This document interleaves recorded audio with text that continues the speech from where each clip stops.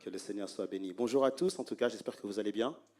Donc, on a pu se présenter effectivement ce vendredi. Nous sommes parents, Ginette et moi-même, donc de 3 enfants, Curtis, Eunice et Anaïs, qui ne sont pas là aujourd'hui avec nous. Eunice et Anaïs sont chez les grands-parents et avec leurs cousins, cousines. Curtis, lui, qui est adolescent. Je sais pas s'il y a des adolescents ici. En général, les adolescents, lorsqu'on leur propose des choses, c'est tout de suite non, j'ai pas envie. Donc, du coup, il est resté à la maison aussi avec ma belle-mère. Et donc, du coup, voilà. Et puis, le Seigneur prend soin d'eux. Anaïs était un peu malade, un peu prise. Hier soir, on l'a eu au téléphone, elle avait une petite voix. Et ce matin, elle s'est levée en disant que les choses vont bien. Donc, quand un enfant annonce que ça va mieux, les parents aussi, en général, vont mieux. Donc, on est aussi content que le Seigneur ait permis qu'on ait cette nouvelle-là avant de venir.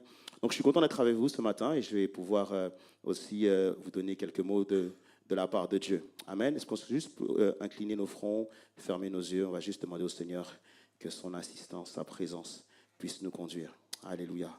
Seigneur, merci parce que tu es toujours présent dans nos louanges. Seigneur, des fois, on prend cela pour acquis, ta présence, mais en réalité, on doit nous rappeler que tu es Dieu, que tu es souverain, tu es le Dieu 3 fois saint. Et même si nous sommes pécheurs, Seigneur, tu viens quand même dans nos louanges, dans notre adoration. Tu nous permets de nous présenter devant toi parce que tu as déchiré le voile du temple et tu nous dis, venez avec cette pleine liberté dans ma présence et je serai là pour bénir et pour sanctifier. Père, nous sommes confiants que tu es là.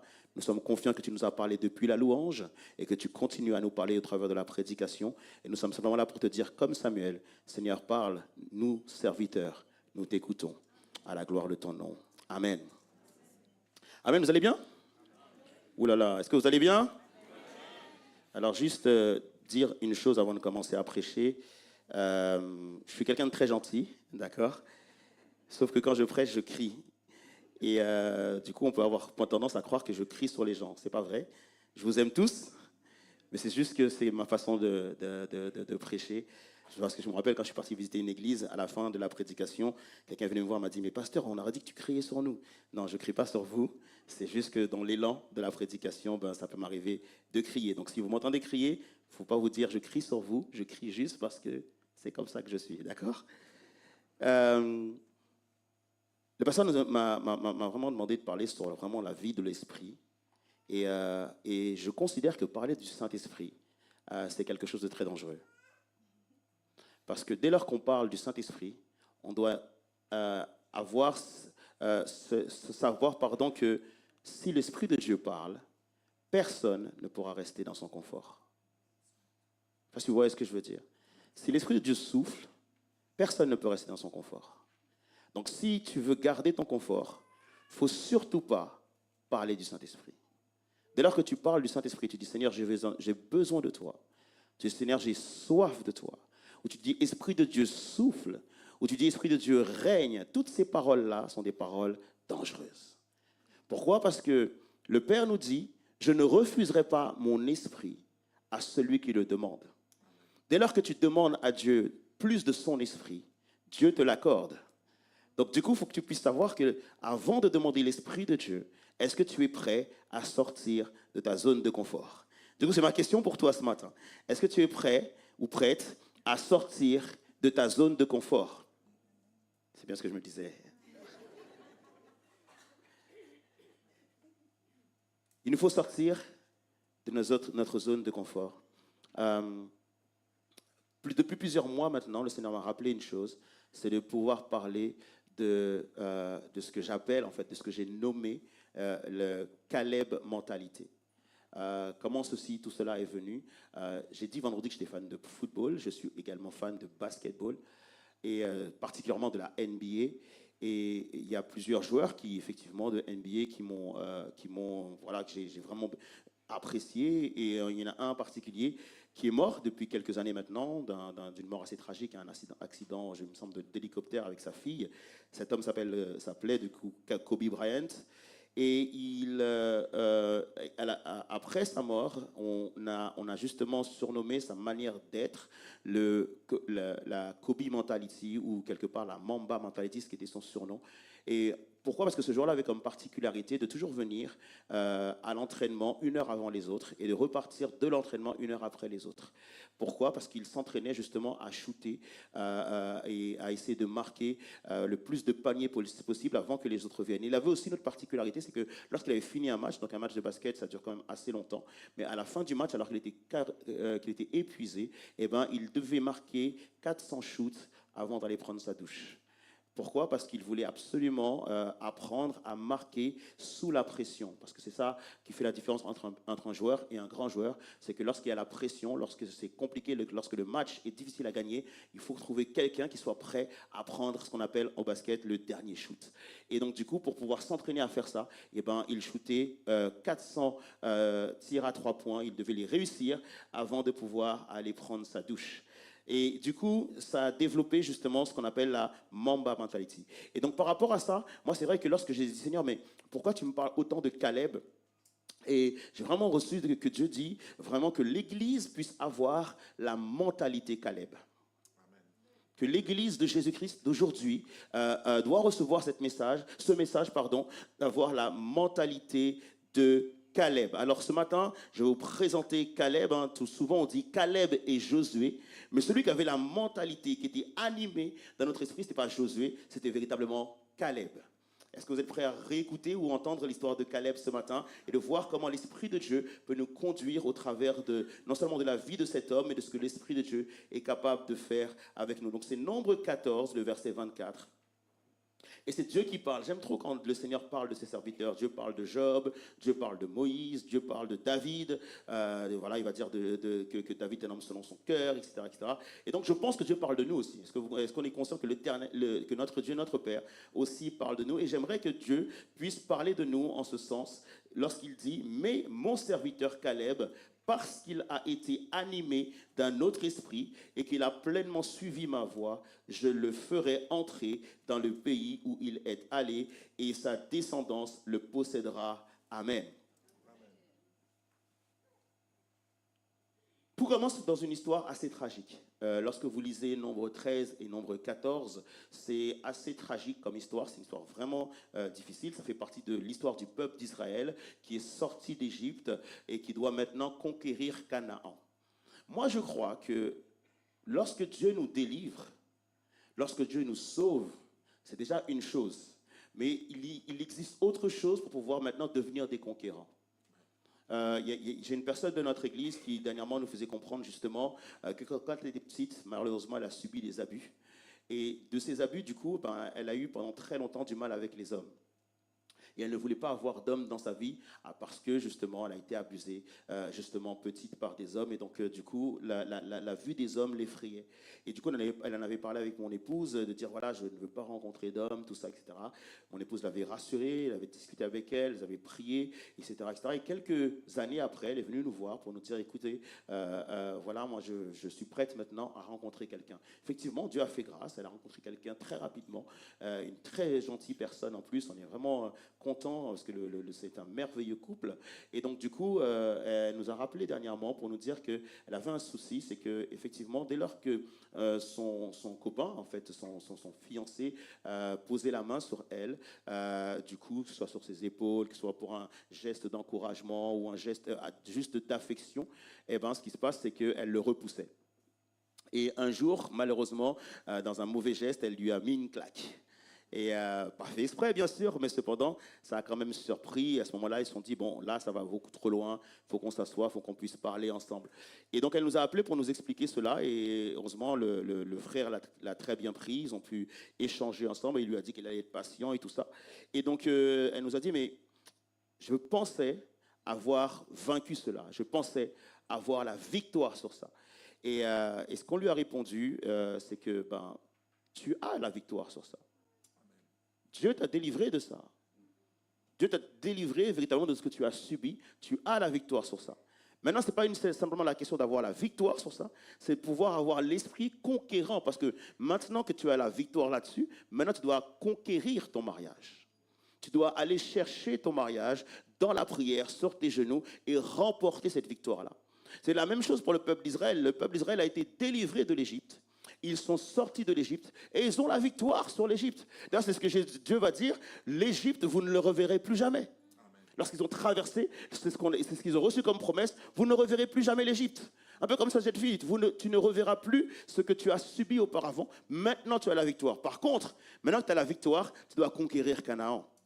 Et c'est très souvent ce qu'on a au niveau de l'Église. Dieu nous délivre de tellement de choses.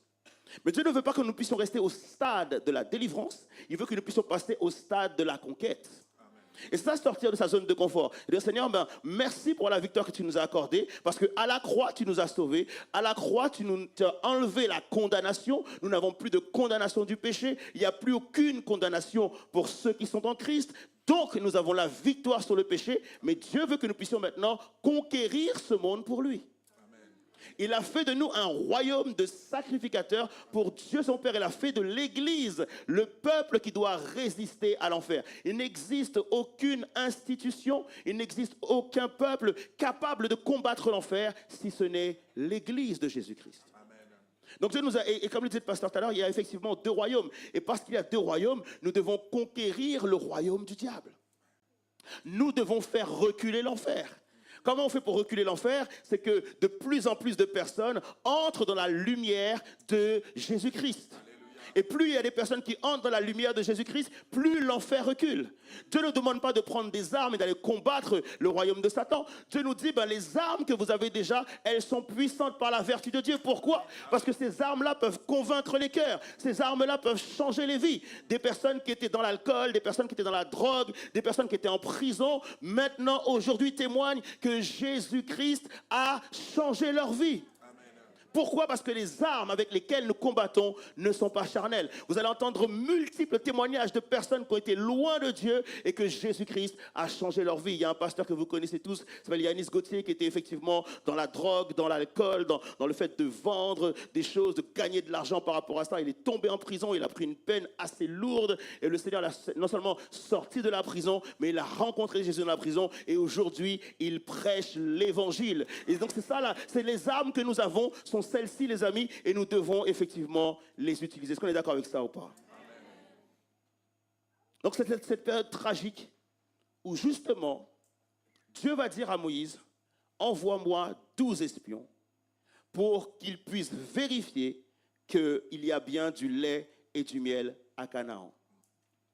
Je trouve ça extraordinaire en fait. C'est-à-dire que Dieu avait déjà dit que c'était le pays où coule le lait et le miel, mais il va demander aux espions maintenant de vérifier. Moi, comment ça me parle? C'est que Dieu connaît le niveau de ta foi. Dieu connaît le niveau de ta foi aujourd'hui. Il sait exactement où tu en es aujourd'hui. Et il sait exactement quel challenge il peut te donner. Il te dira justement qu'il ne te donnera jamais quelque chose qui soit au-dessus de tes forces. Je vais t'encourager une personne ce matin. Si tu passes par une épreuve, c'est parce que Dieu sait que tu es capable de t'en sortir. Est-ce que je veux t'encourager encore une fois? Si tu passes par une épreuve, c'est parce que cette épreuve-là elle est à mesure. Si tu passes par une épreuve, c'est parce que Dieu t'a donné le nécessaire pour pouvoir sortir de cette épreuve. Et c'est pour ça qu'avec le peuple justement d'Israël, à un moment donné, Dieu va dire, il les a détournés, il a changé la route, il a changé le chemin. Pourquoi? Parce que s'ils rencontraient trop tôt les géants, ils allaient prendre peur et repartir en Égypte en courant. Donc du coup, il les fait passer par un autre chemin afin que pendant ce temps, ils puissent fortifier leur foi pour qu'ils puissent aller conquérir Canaan. Et donc du coup, il va dire maintenant, prenez 12 espions et allez vérifier si dans ce pays coule véritablement le lait et le miel. Parce qu'il sait qu'à ce moment-là précis, ils ont besoin de cela pour fortifier leur foi. Malheureusement, les 12 vont partir. Et lorsqu'ils vont justement revenir, Nombre 13, verset 27, voici ce qu'ils racontèrent à Moïse. Nous sommes allés dans le pays où tu nous as envoyés. À la vérité, c'est bien un pays où coule le lait et le miel. Et en voici même les fruits, parce qu'ils avaient aussi pris des raisins, des grappes de raisins, ils avaient mis sur leur dos et tout ça, et leur ont bien montré à Moïse et au peuple qu'il y avait des grosses et des bonnes grappes de raisins. Et donc du coup, et voici ce qu'il dit maintenant. Mais le peuple qui habite ce pays est puissant. Vous savez, en général, lorsque tu dois avoir la foi, tu dois oublier le mais. Dès lors qu'il y a un mais, c'est qu'il y a un problème. Et donc, du coup, ils disent, mais le peuple qui habite ce pays, on a vu le lait et le miel, mais le peuple qui habite ce pays est puissant. Les villes sont fortifiées, sont très grandes. Et nous y avons vu des enfants d'Anak. Et Caleb fit taire le peuple qui murmurait contre Moïse. Il dit, montons, emparons-nous du pays, nous y serons vainqueurs. Mais, pas de mais, ok? Mais les hommes qui y étaient allaient avec lui dire, nous ne pouvons pas monter contre ce peuple, car il est plus fort que nous. Et nous avons vu les géants, les enfants d'Anak, de la race des géants. Nous étions à nos yeux et aux leurs comme des sauterelles. Dieu leur a dit, c'est votre pays, vous pouvez y aller. Je vous ai donné ce pays en héritage, c'est votre pays que j'ai choisi. J'ai déjà aplani le sentier, etc. Et malgré ça, ils vont se dire, nous sommes que des sauterelles et ils vont faire marche arrière. Et lorsque Dieu va voir ça, en fait, ce qui se passe, c'est qu'il y a même toute une grande réunion avec les anciens du peuple d'Israël et ils se réunissent ensemble et ils disent, ok, Josué et Caleb nous disent ça, on ne va pas les écouter et on va battre en retraite et Dieu va se mettre en colère. Et la colère de Dieu, c'est de dire que aucun de ceux qui ont fait partie de cette réunion ne rentreront à Canaan, mais qu'ils vont tous mourir dans le désert. C'est pour ça que je vous dis que c'est tragique. Pourquoi? Parce que la colère de Dieu, lorsque Dieu nous dit quelque chose et nous dit levez-vous et allez, il a besoin de voir des hommes et des femmes qui se lèvent véritablement pour y aller. Il a besoin de voir des hommes et des femmes qui vont d'un seul élan dire y aller. Comme à un moment donné, Ésaïe qui va dire Seigneur, me voici, envoie-moi. Ça ne veut pas dire que j'ai les armes, ça ne veut pas dire que j'ai les capacités, ça ne veut pas dire que j'ai étudié le truc et j'ai fait un plan de financement et je sais que je vais réussir. Non, ça ne veut rien dire de ça, ça veut simplement dire, Seigneur, sur ta parole, j'y vais. Un peu comme Pierre qui va dire, Seigneur, on n'a rien pris pendant toute la nuit, on a galéré et on n'a rien eu, mais parce que tu le dis, alors je jette le filet. Est-ce qu'il y a quelqu'un qui, sur la simple parole de Dieu, va se lever et y aller? Mais on n'a pas besoin d'avoir tout ce qu'on doit voir. C'est lorsqu'on regarde un film, on regarde juste le teaser. Il y en a plein qui vont juste au cinéma parce qu'ils ont vu le teaser. Et parfois, en fait, dans les affaires de Dieu, il y a besoin juste le fait que Dieu t'ait dit une parole. Tu n'as pas vu tout le film, mais tu peux faire confiance à Dieu et te lever et y aller. Dieu connaît la valeur de leur foi. Il envoie les espions et du coup, il va voir que tout simplement, ils vont battre en retraite et il va dire, tous ceux qui ont accepté de ne pas entrer aujourd'hui en Canaan n'iront pas. Sauf qui? Caleb et Josué. Ces deux-là, bien qu'ils aient fait partie de la réunion, mais Dieu a vu leur cœur et il a dit, ceux-là sont animés d'un autre esprit. Et c'est là toute la prédication de ce matin, que tu puisses ressortir avec ça. Nous devons, en tant qu'enfants de Dieu, être animés d'un autre esprit. Nous devons être animés d'un autre esprit, pas un esprit charnel qui ne voit que ce qu'il voit, mais un esprit qui vient d'en haut pour être capable de voir au-dessus de ce qu'on est en train de voir sur la terre. Pour être capable de pouvoir juger des choses, non pas uniquement au travers de ce qu'on voit, mais au travers de ce que la parole de Dieu nous dit. Premièrement, la première chose que tu dois combattre lorsque tu vas avoir être animé dans notre esprit, c'est la peur. Okay. Dis à ton voisin, il ne faut pas avoir peur. Okay. Peut-être que le voisin à qui tu l'as dit, il a mal entendu. Dis à notre voisin qui ne dort pas, il ne faut pas avoir peur. Il ne faut pas avoir peur. Parce qu'un esprit de foi est différent d'un esprit de peur. C'est vrai que le courage, ce n'est pas l'absence de la peur. Le courage, c'est lorsque, même si tu as peur, tu y vas quand même. Et donc, du coup, effectivement, la peur, c'est la première réaction, c'est tout à fait normal. Mais à un moment donné, tu dois pouvoir te dire, je ne peux pas me laisser guider par ma peur. Je ne peux pas prendre de décision par ma peur, mais je dois prendre mes décisions par la foi. La Bible dit que le juste vivra par la foi. Qui est le juste? Tous ceux que Dieu a déclarés justes, donc toi et moi. Et il a dit que nous, en tant que justes, nous devons vivre par quoi? Par la foi. Les 10 ont vu les circonstances. Ils ont vu les géants. Ce n'est pas que Caleb et Josué n'aient pas vu les géants. Je pense que Caleb et Josué aussi ont vu les géants.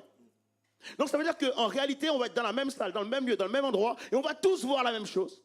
Sauf qu'il y en a qui vont avoir peur et d'autres qui vont dire, on y va par la foi. En fait, lorsqu'on est dans une église et qu'on prie, on dit, Seigneur, on veut voir l'église grandir, on veut que tu écartes les murs, on veut, Seigneur Jésus, que la tente s'agrandisse, on veut changer d'endroit, etc. Et lorsque le pasteur va dire, écoutez, j'ai trouvé un endroit, c'est 1,5 million, 2 millions, tout le monde va se dire, oh, 2 millions d'euros, 3 millions. C'est à ce moment-là, en fait, qu'il faut avoir la foi pour y aller. C'est lorsque justement Dieu dit, je vous donne ce terrain, je vous donne cet endroit, ça coûte tant, mais sachez que les 2 millions d'euros représentent les géants, ça veut dire que Dieu a déjà prévu de pourvoir à cela. C'est à ce moment-là justement qu'il faut se lever et se dire, Seigneur, on y va, on a prié pendant tellement longtemps. Et lorsque Dieu amène la délivrance, tout le monde a peur. Le peuple a prié pendant 400 ans pour sortir d'Égypte. Pendant 400 ans. Et la promesse n'a pas été faite au peuple d'Israël, c'était une promesse qui était faite à Abraham. Et cette promesse-là, Dieu la réitère dans leur vie. C'est ça qui est bon avec le Seigneur. Vous savez que dernièrement, j'ai vraiment reçu une parole de Dieu. Moi, ça fait 10 ans que j'ai commencé le ministère. Et Dieu m'a dit, écoute, la parole que je t'avais donnée il y a 10 ans, je la renouvelle pour toi aujourd'hui. Dieu est un Dieu qui renouvelle les choses. Lorsqu'on passe à côté, ce n'est jamais fini. Parce que Dieu vient renouveler les choses. J'ai envie d'encourager quelqu'un ce matin à ce que si hier tu as mal fait, aujourd'hui prépare-toi à bien faire. Si hier tu as reculé, aujourd'hui prépare-toi à y aller. Si hier tu as dit j'ai peur, aujourd'hui dis Seigneur je veux y aller.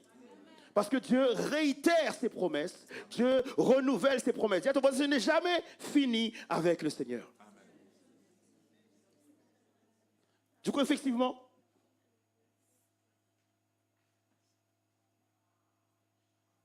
c'est l'absence, c'est d'être contre la dimension de la peur. Même si la peur, elle arrive tout de suite, mais c'est de dire, Seigneur, malgré la peur, je vais y aller quand même. Même lorsque les circonstances ne sont pas favorables, Seigneur, je veux y aller quand même, parce que je ne veux pas me laisser guider par ma peur, mais je veux me laisser guider par la foi. Caleb et Josué ont vu les géants, mais Caleb, il a dit, montons et allons conquérir ce territoire que le Seigneur nous a donné.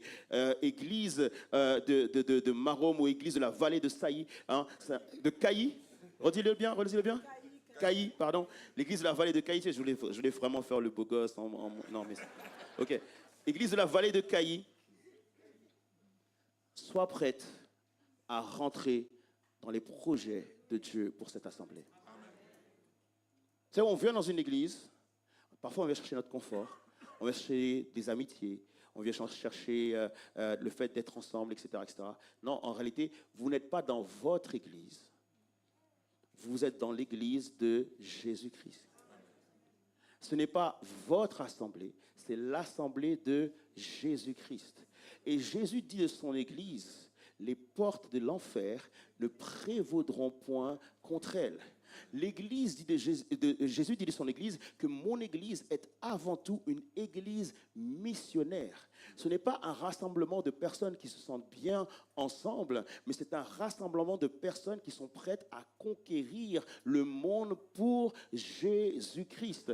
Jésus-Christ est le chef de son église et Jésus-Christ nous dit que moi je veux conquérir des territoires, je veux voir de nouvelles personnes dans mon église, je veux voir des gens sortir des 4 coins de cette ville de Marom et venir combler cette église. Je veux voir cette église passer à 2 cultes, 3 cultes, 4 cultes. Je veux voir cette église déménager. C'est ça en fait le cœur de Jésus pour son église. Et nous rentrons dans la vision de Jésus-Christ parce que nous sommes l'épouse de Jésus et nous sommes là pour préparer les choses pour le retour de notre fiancé qui est Jésus-Christ. Est-ce qu'on est d'accord avec ça ou pas?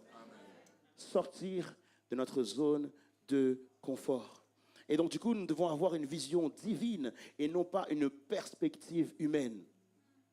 Trop souvent, en tant qu'enfant de Dieu, on répond aux choses de Dieu de par notre humanité, de par notre chair. Oh Seigneur, c'est trop. Oh Seigneur, je veux pas. Oh Seigneur, je peux pas. Oh la louange, j'aime pas. Oh j'aime pas comment ça se passe maintenant. J'aime pas comment les choses sont maintenant. Et c'est très souvent ce qui se passe justement dans les églises. Dès lors qu'on amène un changement, dès lors qu'il y a quelque chose qu'on veut faire, etc., il y a tout de suite de la peur qui prend place. Et le pire, c'est qu'en fait, il y a plusieurs murmures, plusieurs personnes qui se plaignent. Non, c'est pas bien. T'as vu comment il est, le pasteur, maintenant? Qu'est-ce qui se passe, etc., etc., etc. Plein de murmures. Mais les amis, n'oublions pas une chose. Ça, c'est la chair. Ça, c'est la chair qui est secouée. Mais la Bible dit que la chair est faible, mais l'Esprit de Dieu est disposé. L'Esprit de Dieu qui est en nous, en fait, veut conquérir. L'Esprit de Dieu qui est en nous nous pousse à conquérir. Dès lors qu'on dit, Seigneur, je veux vivre ou marcher selon l'Esprit, eh bien, vous allez voir que l'Esprit de conquête va tout de suite venir, de dire, Seigneur, nous voulons voir plus de personnes ici. Je vous encourage et je nous encourage en tant que chrétiens à marcher selon l'esprit et ne pas marcher selon la chair. Les autres ont eu peur parce que c'est la chair qui a eu peur. Caleb était animé d'un autre esprit et c'est pour ça qu'il a dit levons-nous et partons à la conquête pour avoir une vision, une perspective divine et pas une perspective humaine. Je vais te dire une chose, la foi des choses nouvelles ou la foi pour les choses plus grandes se trouve dans ce que Dieu a déjà fait. Amen. La foi pour de grandes choses. Tu te dis, Seigneur, je veux vivre de grandes choses. Souviens-toi que cette foi-là vient ou se trouve dans les choses que le Seigneur a déjà faites. La Bible dit que la foi vient de ce qu'on entend. Et ce qu'on entend vient de la parole de Dieu. Pour croire que Dieu va faire, il faut croire que Dieu a déjà fait. Il faut s'imprégner de ce que le Seigneur a déjà fait. Il faut croire en ce que l'Éternel a déjà fait. Nous sommes un peuple de foi. Nous devons croire qu'il y a eu un déluge sur la terre. Et que Noé a pu construire une arche et ça a été l'arche, la possibilité de sauver Noé. C'est peut-être fou pour l'humanité, mais nous en tant que peuple de Dieu, nous devons croire qu'il y a bien eu une arche, qu'il y a bien eu Noé et sa famille avec des animaux dans l'arche. Même si on se pose la question, mais comment ils ont pu faire pour tous vivre ensemble dans cette arche? Ça a l'air dingue pour nous, mais par la foi, nous devons croire à ça. Nous devons croire, les amis, que le peuple d'Israël a traversé la mer Rouge à pied sec. Nous croyons que Jonas est resté 3 jours dans le ventre d'un poisson. Même si on se demande comment il a fait pour respirer, mais par la foi, nous croyons en fait que cette parole, elle est oui et amen. Jonas est bien resté 3 jours dans le ventre d'un poisson. Nous croyons que David, de sa petitesse, a pu vaincre Goliath, non pas avec une épée, mais avec une fronde et une petite pierre, et que Goliath, le géant, a été vaincu. C'est ce que nous devons croire par la foi. Nous croyons que le Fils de Dieu est venu sur la terre. Nous croyons qu'il était avec nous. Nous croyons qu'il a marché sur l'eau. Nous croyons qu'il a été cloué à la croix, qu'il est mort et qu'il est ressuscité. Nous sommes un peuple de foi. Nous croyons en ces choses-là, les amis. Nous croyons que ceci est vrai. Nous croyons qu'il est ressuscité et qu'aujourd'hui, il règne auprès du Père. Nous croyons qu'il a envoyé son esprit au jour de la Pentecôte et que des frères et sœurs se sont levés et ont commencé à parler de Christ et 3000 âmes sont venues à la repentance. C'est ce que nous croyons. Nous croyons ces choses-là par la foi, parce que la foi vient de ce qu'on entend, et ce qu'on entend vient de la parole de Dieu. Si aujourd'hui, je peux déclarer que l'église de Maromme peut tripler, c'est parce que Jésus-Christ l'a déjà fait. On n'est pas en train de faire quelque chose de nouveau, on n'est pas en train de faire quelque chose d'impossible pour Dieu, mais l'Éternel des armées l'a déjà fait. Et nous sommes les disciples d'aujourd'hui, nous sommes la chambre haute d'aujourd'hui, nous sommes la Pentecôte d'aujourd'hui. L'Esprit de Dieu est capable de le faire. Il est capable de le faire. Nous devons croire en ce que l'Éternel a déjà fait. Seigneur, tu l'as fait dernièrement, dernièrement, il y a 9 ans de cela maintenant, quasiment 8 ans de cela. Du coup, on a notre troisième fille qui s'appelle Anaïs, notre deuxième fille, pardon, notre troisième enfant qui s'appelle Anaïs. Elle arrive prématurément. Donc, je vous passe les détails. Donc, elle est née à 6 mois. Elle faisait combien de kilos? 900 grammes. Ils me l'ont apporté dans un petit sachet, okay, en disant voilà, c'est votre fille. Et donc, du coup, elle faisait 900 grammes.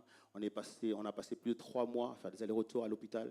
Parce que bien sûr, on ne pouvait pas rentrer avec elle à la maison.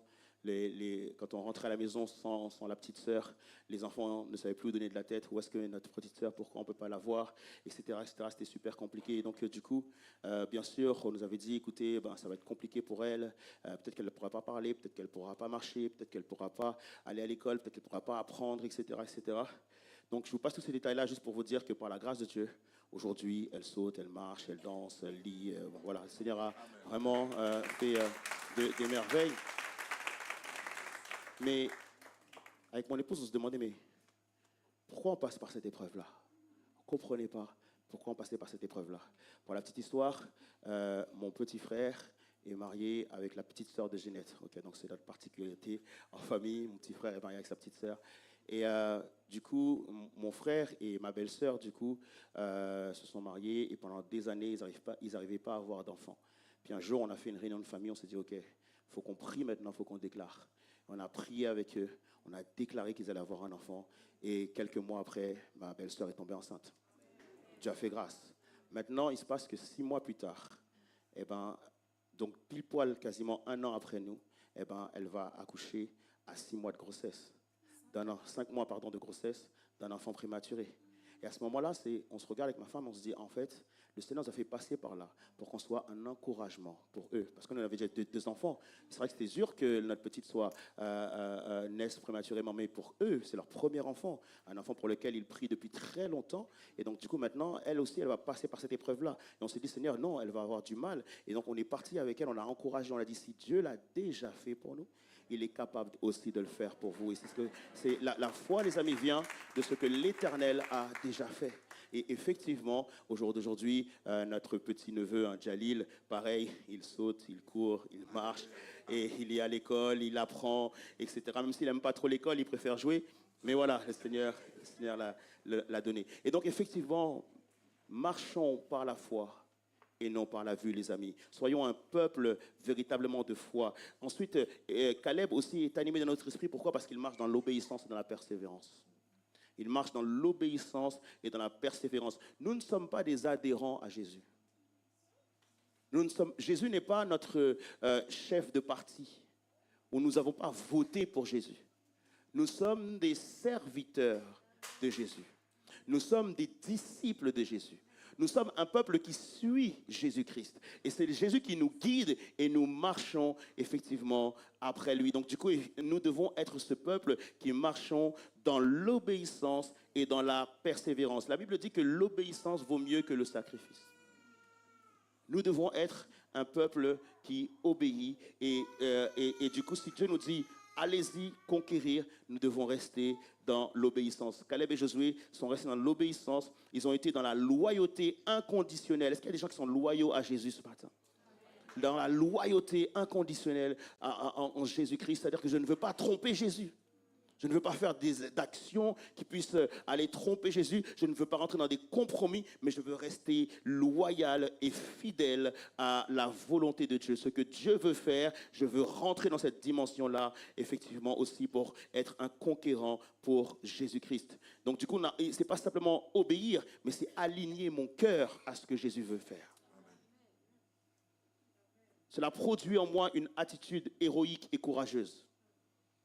Une attitude héroïque et courageuse.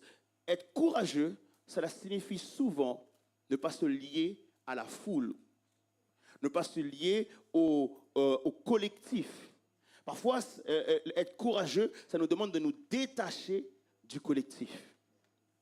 Et Caleb et Josué étaient en minorité, c'était que 2, les autres étaient 10. Mais du coup, ils ont eu cette attitude de se dire, on ne va pas rester avec ce collectif, parce que ce qu'ils sont en train de dire, parce que les espions sont restés 40 jours à visiter Canaan. Donc imaginez-vous pendant 40 jours, certainement, les 10 autres étaient en train de dire, t'as vu, il y a des géants quand même, Moïse c'est un fou, Moïse il a la folie des grandeurs, etc. Pourquoi il veut conquérir Canaan? On est bien là entre l'Égypte et Canaan, personne ne vient nous chercher, on est dans notre confort, tout simplement on manque de viande, donc peut-être juste demander à Dieu. Voilà. C'était dans un principe de restons là. Vous savez les amis, tous les pasteurs vous le diront. Dès lors qu'on se dit on veut faire quelque chose de grand, ça commence à murmurer dans l'église.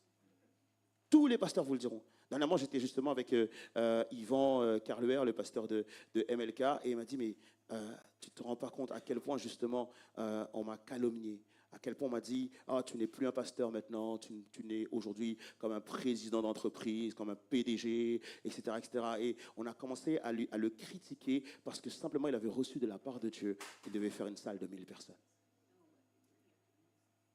Les amis, c'est des choses qui nous viennent de Dieu et je ne pense pas que ce soit une simple envie. Moi, pareil, à l'église, aussi on a reçu une vision pour pouvoir agrandir l'église, pour pouvoir construire un bâtiment. Ça va nous coûter cher, mais c'est la vision qu'on a reçue. Et des fois, quand les frères et sœurs ils me disent, mais toi, tu as la folie des grandeurs, etc., etc., je me dis, mais Seigneur, est-ce qu'ils se rendent compte que, en fait, moi, je te suis.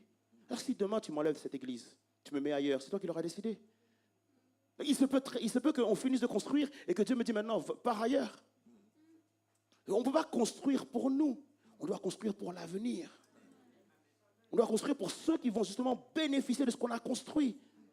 Pour qu'ils n'aient pas à vivre les difficultés qu'on a et que justement avec cette liberté de pouvoir aussi aller plus loin que nous sommes allés. Et au final, pas forcément plus loin que nous sommes allés, mais au plus loin que l'évangile ait pu aller. Peut-être que dans notre génération, l'évangile s'est arrêté dans ces 4 murs-là. Mais dans d'autres générations, l'évangile ira 10 fois plus loin. Mais c'est à nous de construire ça aujourd'hui. Souvent, nous prions pour le réveil. Mais en fait, le réveil ne se fait pas simplement dans la prière. Le réveil se fait surtout dans l'action. En réalité, tous les réveils, vous les verrez tous, ce sont des gens qui ont mouillé leur chemise. Ce sont des hommes et des femmes qui sont venus mettre des bancs alors qu'il n'y avait encore personne. Ça, des fois, on dit à Noé, il est fou d'avoir construit une arche parce qu'effectivement, il construit une arche alors qu'il n'y a pas de pluie. Mais c'est souvent en fait des personnes qui ne vont pas forcément voir des gens, etc. et qui vont mettre 100 bancs dans une église. Et les gens vont dire, mais pourquoi vous en mettez 100? On n'est que 5. Quelques mois après, les 100 bancs sont remplis. Il n'y a plus assez de place. Il y a un réveil qui prend place. En fait, les amis, le réveil, c'est quelque chose qui se prépare aujourd'hui. C'est de décider de ne plus agir et de se dire, comme avant, se dire maintenant, on va agir comme si nous étions 1000. On va agir comme s'il y avait plusieurs personnes qui allaient franchir la porte. On ne doit pas être surpris que des gens viennent à l'église. On doit pouvoir se dire, non, c'est-à-dire, tu veux nous envoyer de nouvelles personnes, nous allons acter cela et nous conduire comme si ces nouvelles personnes allaient venir dimanche prochain. Amen. Une attitude héroïque. Et ils se sont entourés. Il faut nous entourer des Caleb et des Josué. Il y a des Caleb et des Josué dans cette église. Amen. Oh, je proclame qu'il y a des Caleb et des Josué dans cette église. Il y a des Caleb et des Josué. Et les Caleb et les Josué, il faut vous réunir, il faut vous rapprocher les uns les autres, être connectés ensemble. Parce que justement, c'est ce qu'ils ont fait. Effectivement, c'était Caleb qui était animé de cet esprit, mais avec Josué, ils ont échangé, ils ont partagé, et finalement, ils étaient tous les deux animés de ce même esprit. Alors que les 10 autres étaient animés d'un autre esprit. S'entourer de Caleb et de Josué. Je vais bientôt terminer. Pour être animé d'un autre esprit, il faut comprendre une chose, c'est que nous avons reçu le parler en langue. On est pentecôtiste, on a reçu le parler en langue. Mais j'ai l'impression qu'en tant que pentecôtiste, on est tombé dans un piège. Et je voudrais vraiment dire ça à toutes les assemblées pentecôtistes. Nous sommes pentecôtistes et on a cru que le parler en langue était une finalité. Alors que le parler en langue, c'est le début de quelque chose. Lorsqu'il est dit que l'Esprit de Dieu va tomber sur vous et vous serez mes témoins. Dès lors que l'Esprit de Dieu tombe sur vous, c'est l'ouverture à quelque chose d'autre. Le parler en langue que nous avons reçu de la part de Dieu n'est pas la finalité, n'est pas le but à atteindre. Alors je sais, moi aussi, le jour où j'ai parlé en langue, j'ai dit, Seigneur, merci, tu m'as visité. Le jour où j'ai parlé en langue pour la première fois, je suis resté dans ma chambre et j'ai parlé en langue quasiment toute la nuit. Tellement j'étais en joie d'avoir reçu ce cadeau précieux de la part de Dieu. Et si aujourd'hui, toi, tu ne parles pas en langue, c'est un cadeau de Dieu, le parler en langue, les amis. C'est le fait de croire et d'ouvrir la bouche et qu'il y ait une imposition des mains et tu reçois le parler en langue. Il n'y a rien de difficile dans le parler en langue. C'est un cadeau de Dieu. Cependant, nous sommes beaucoup de pentecôtistes à oublier que le parler en langue est là pour nous édifier, nous, et édifier l'Église. Mais ce n'est pas la finalité. J'ai envie de te dire que le parler en langue, c'est la porte d'entrée dans le surnaturel de Dieu. Mais derrière le parler en langue, il y a les paralytiques qui se lèvent. Derrière le parler en langue, il y a les malades qui se lèvent. Derrière le parler en langue, il y a les aveugles qui voient. Derrière le parler en langue, il y a les dons spirituels. Derrière le parler en langue, il y a l'Église qui grandit. Derrière le parler en langue, il y a les miracles, les signes et les prodiges qui prennent place. Le parler en langue, c'est juste la porte d'entrée. J'aimerais que tu puisses dire à ton voisin, allons chercher plus loin. Allons prier pour plus. Nous soyons déterminés à voir des choses plus grandes. Soyons déterminés à voir des choses plus grandes. Soyons déterminés à sortir de notre zone de confort. Le problème des 10, c'est qu'ils avaient une mentalité fixe. Maintenant, ça les a conduits à l'échec. Nous devons avoir une mentalité de mouvement, une mentalité d'avancer, une mentalité de voir les choses qui changent et qu'on n'ait pas peur du changement. La mentalité fixe, lorsque tu es fixe dans quelque chose, lorsque tu crois que ça a toujours été comme ça et que ça devrait toujours être comme ça amène à l'échec. Lorsque tu crois que les choses ne changeront pas et que dès lors que ça change un petit peu, tu as peur, ça amène à l'échec.